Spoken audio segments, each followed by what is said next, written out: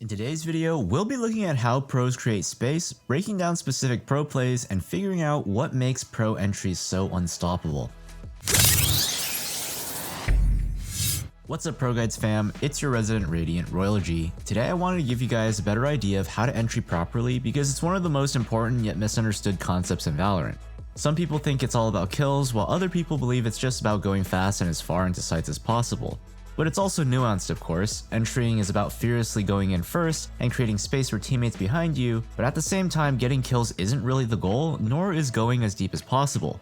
I mean, that's why it's so confusing. So in today's video, I'll be looking at and analyzing some of the best professional entries in the NA scene. So make sure to like and subscribe and answer our question of the day. If you could rework one agent, which one would it be?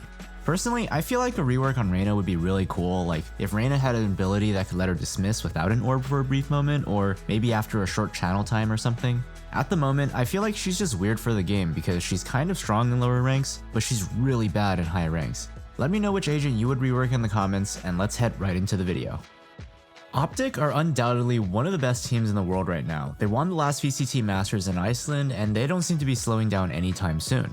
OPTIC of course has a star player in Ye, but honestly their entire team is cracked and their entry fragger Victor is amazing to watch. Watching Victor play Neon for his team showcases the potential of tactical Valorant so well. Just look at how he and his team approach taking the B side of Fracture. They start off the round with a simple breach flash on B main in order to deny any ops or marshals taking a peek. This allows Victor to quickly get close main and jump spot to make sure he's safe to use his fast lane towards the site.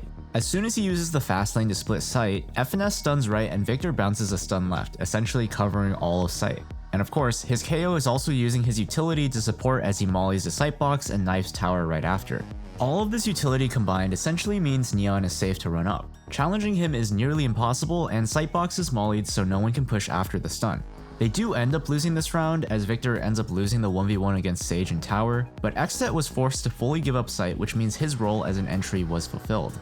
They actually ran a similar round against Sentinels, which worked perfectly. Now of course, these levels of coordination are very difficult to achieve with your ranked teammates, but the reason we showed this example is that it showcases very well how not only a good entry helps with getting teammates onto sites, but also the other way around, how good teamwork can and should help your entry make space. So if you're playing an entry character like Neon, it's crucial that you ask your initiator friends for help. And if your initiator trying to set up your team, your entry's safety could actually be your responsibility. But of course, it's hard to know for sure since every player's situation is different. So if you want to climb the ranks and find out your own personal weaknesses and strengths in game, then make sure to visit us at ProGuides.com where our Radiant and Immortal level coaches are more than happy to assist you. I also stream live coaching too, so if you're confused about what coaching is like or whether it's for you, make sure to click the link in the description and come say hi. Something that's extremely important to realize, however, is that not every round you have to go for a site hit instantly. And even when you're not directly entering a spike site, you can still use Duelist plus Initiator utility very effectively to quickly take map control. OPTIC, for example, has this quick dish take in their arsenal that allows them to grab an orb quickly and take a lot of map control. And honestly, it's rather easy to run even in ranked. If you have a KO, he can just throw a basic knife, and a breach can just throw a flash in the middle of dish. They also run a similar play in A main where they take control fast, get the orb, and potentially leave a lurk. In this particular round against Sentinels, they were able to leave a lurk and that allowed them to turn a 4v5 into a free sight and a round 1 due to Victor finding a timing to walk out main. The way you want to entry depends a lot on the agent you're playing. On a Neon, you largely make use of your walls, sprints, and stuns, but on an agent like Jett, dashing into smokes is a very common and effective way to entry sites and create space. In this round, TENZ showcases the power of her kit really well. He first spots the B main angle with an updraft to make sure there's no one holding.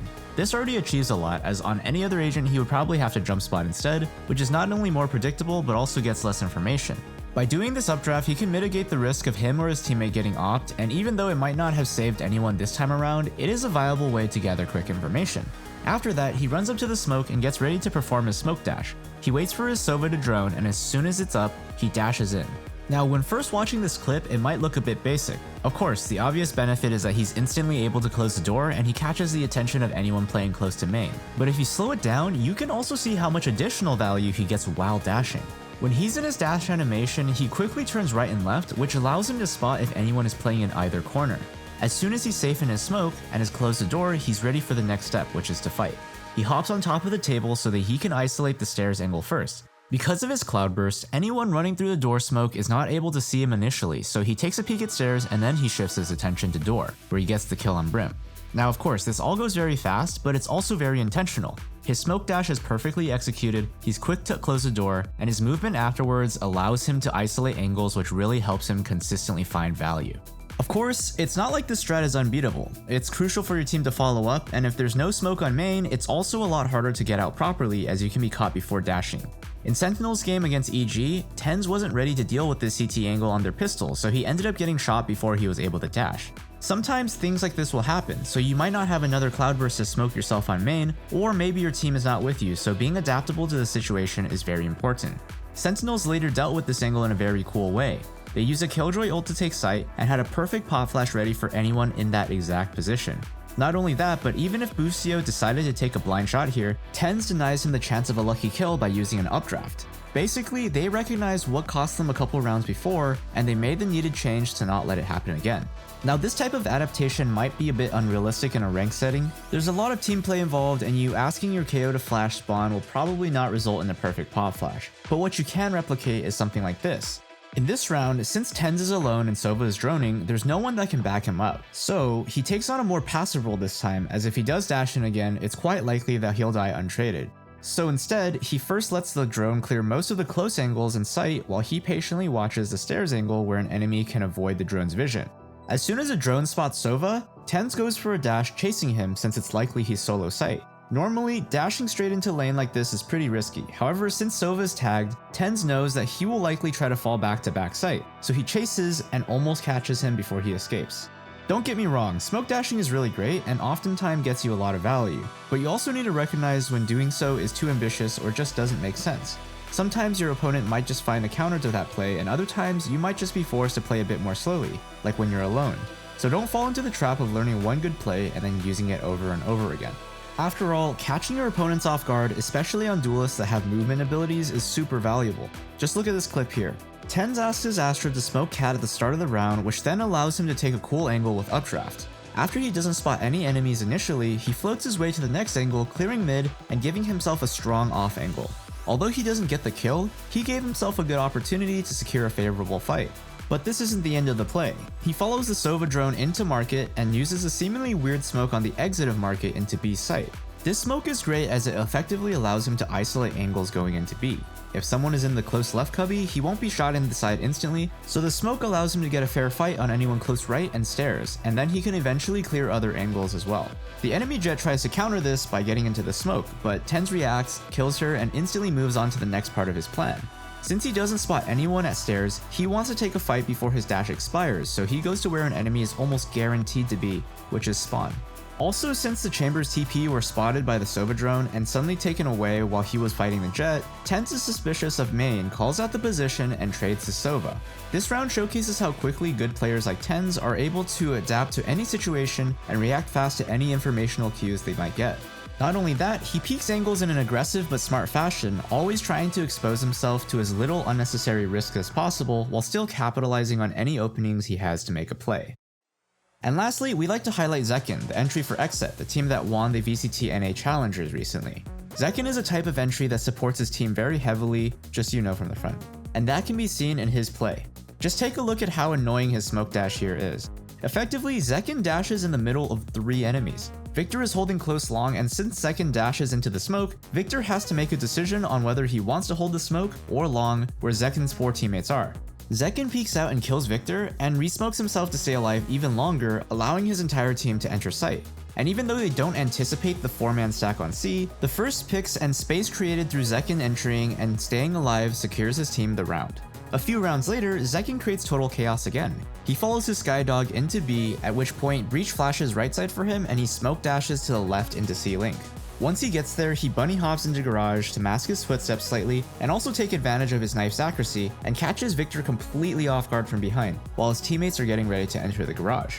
What's important to note here is that even if Victor had heard him and turned around, it still would have been a guaranteed trade, if not a lost duel anyways due to the chaos. This kind of shows very well how an entry wants to play, which is to be fearlessly willing to take duels, but also capable of playing with and supporting the team through creating chaos. To show you another example of how annoying ZEKKEN's smoke dashes really are, in case you weren't convinced yet, look at this round from Ye's perspective. He gets an early pick on Breach and has a TP set up to get out safely. His teammate spotted Skye on C earlier, so he knows his opponent can't flash into B, and thus he takes an off angle to surprise his enemy. But because of the way ZEKKEN dashes in, he gets spotted, tries to hit the jet, and eventually dies because of it. Of course, ZEKKEN himself doesn't get the kill here, but he did make life a lot easier for his teammates, and you can see ZEKKEN do these types of dashes almost every round. In general, ZEKKEN's playstyle applies massive amounts of pressure. In the pistol round, Victor had to gamble where he needed to look at, decided to go for long, and died looking the wrong way. Flanking Garage like he did on that round with knives is a crazy play that sends the enemy's communication into complete chaos, and if you get away with it once, they're going to be worried about it for the rest of the game. And in the Ye clip, well, I mean, that speaks for itself. Ye had a great angle and was most likely going to kill at least one more, but because of the way ZEKKEN dashed in, that ruined his plan completely. Playing Jet like this adds immense value to your team, but it also requires you to time your pushes very well, as if you dash in without any support, more times than not you're just gonna die. The best way to learn this is probably to play with a team, but you can also do it in ranked as long as you communicate well with your random teammates, or maybe even duo with an initiator friend. Anyways, this is how some of the top North American pros entry into sites, and it'll be interesting to see how these players perform in the upcoming VCT tournaments. It's been Royal G, and I'll see you all in the next one.